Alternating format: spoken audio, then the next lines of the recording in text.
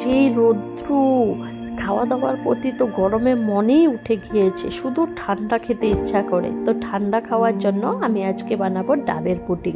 আমি এমন একটা ডাব নিয়ে নিয়েছি যেটার আঁশ হয়েছে, জলটাকে আমি ভেঙে এক জায়গাতে রেখেছি আর আঁশটা আমি উঠিয়ে নিয়েছি। এটাকে একটা নতুন ডিজাইনের পুডিং বানাবো।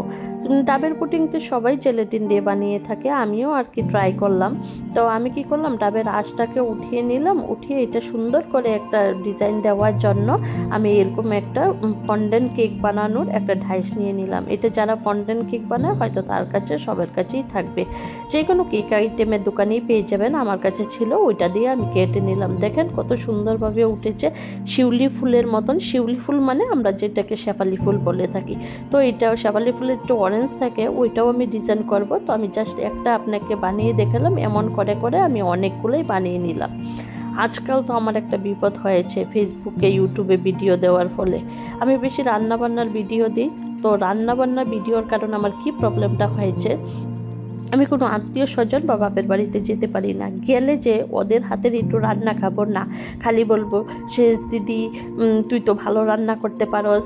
বা আত্মীয় স্বজনের বাড়িতে গেলে করবো ইতি তুমি তো রান্না বান্না করো, ভিডিওতে দেখি প্লিজ এইটা বানায় খাও না, ওইটা বানাও খাও না।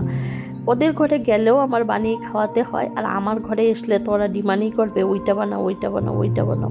তা আমার হইল নি জ্বালা, মানে আমি তো নিজে অন্যের হাতে খেতেই পারি না। আপনারা প্লিজ এটার কিছু সলভ করেন, আর আত্মীয় স্বজনরা প্লিজ আমাকে একটু রেহাই দাও, আমাকেও একটু বানিয়ে খাওয়াও, আমারও ভালো লাগে। তো দেখেন আমি শিউলি ফুলের ঢাইসের জন্য কি করলাম, ওই টুথপিক কাঠি দিয়ে এটা ফুটা করে নিলাম। তার মধ্যে আমি কি করব, একটা গাজর ছোট্ট করে ঢুকিয়ে দিব। দেখেন সুন্দর শিউলি ফুল হয়ে গিয়েছে কি না। আমার এক দুটা ভেঙেও গিয়েছিল, একদম যে পারফেক্ট হবে তেমন তো না, হয়তো তিনটা বানালে একটাও ভেঙেও যায়। নরম জিনিস তো ভাঙাটা স্বাভাবিকই, খুব কোমল হাতে করতে হবে। আমার দু একটা পাপড়ি ভেঙেও গিয়েছিল।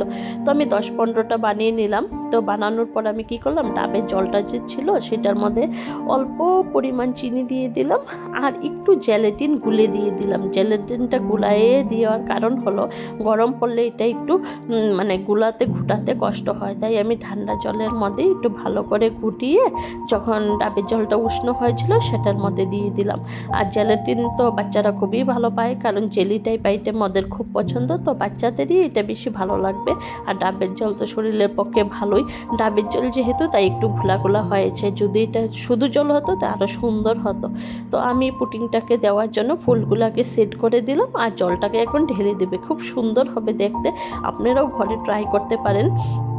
দেখার সৌন্দর্য, খাওয়া তো সেমই আর কি, দেখার সৌন্দর্য। আর এইটাকে তারপর চাকু দিয়ে অল্প অল্প সাইজ করে দিয়ে দিলাম, অল্প পরে আবার সাইজ করে দিয়ে দিতে পারো। তারপরে 2-3 ঘন্টার জন্য নর্মাল ফ্রিজে রেখে দিতে পারো। ডিপ ফ্রিজে না রাখলেও হবে, নর্মাল ফ্রিজে রাখার পরে এমন হয়ে যাবে। ভাবেন তো বাচ্চাদেরকে এমন কেটে দিলে বাচ্চারা কেমন খুশি হবে।